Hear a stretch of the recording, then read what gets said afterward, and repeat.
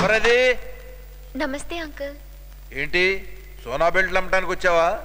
అయ్యో, నేను సోనా బెల్ట్లో అమ్మేదాన్ని కాదు అంకుల్. మరి సోపులు అమ్మేదానివా? మా ఇంట్లో 6 నెలలకు సరిపడు సోపులు ఒకేసారి కొనుక్కుంటాం, నువ్వు వెళ్ళు. అయ్యయ్యో, నేను సేల్స్ గర్ల్ ని కాదు అంకుల్. మరి ఎవరు?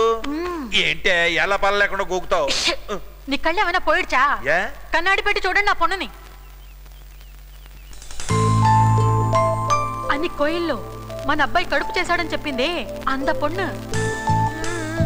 తొక్క ఒలిచిస్తే చాలు, నోట్లో పెట్టక్కర్లా. నేను మరీ అంత మతిమరుపు వేదనేం కాదు. అంటే ఎంతో కొంత మతిమరుపు వెధవేనన్నమాట. ఏ నీకు మాత్రం మతిమరుపు లేదా? మన శోభనం రోజు నువ్వు పాల గ్లాసు మర్చిపోయి గదిలోకి రాలా? మాట మాట్లాడితే చాలు అదొకటి మాత్రం గుర్తు చేస్తారు. నేను పాల గ్లాస్ దా మర్చినా, మీరు శోభనమే మర్చిపోయారు. అంకుల్, నేను ఒకదాన్ని ఇక్కడ ఉన్నా. దేనికొచ్చావు? ఆ రోజు నేను చెప్పిందంతా అబద్ధం. Sorry uncle. Sorry aunty. చూసారా, పొన్ను అమాయకురాలని ఆ రోజే చెప్పాను, వినలేదు. అనవసరంగా అనుమానించారు.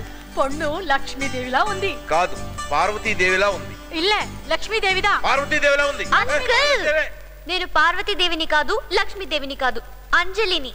బాలు ఉన్నాడా? ఆ పిల్ల అడుగుతా అంటే ఎర్రి ముఖం వేసుకుని నా ముఖం చూస్తావే? సమాధానం చెప్పే. మీరు అడగానే నా టైప్ మనసాలనమా? వాడింట్లో లేడు. ఈసారి నన్ను ఏదైనా అడుగు, 1 డే వరకు సమాధానం చెప్పను. నేను అసలు క్వశ్చనే అడగను. పోవే పుష్కి. అయ్యో, ఇంత పొన్నేది?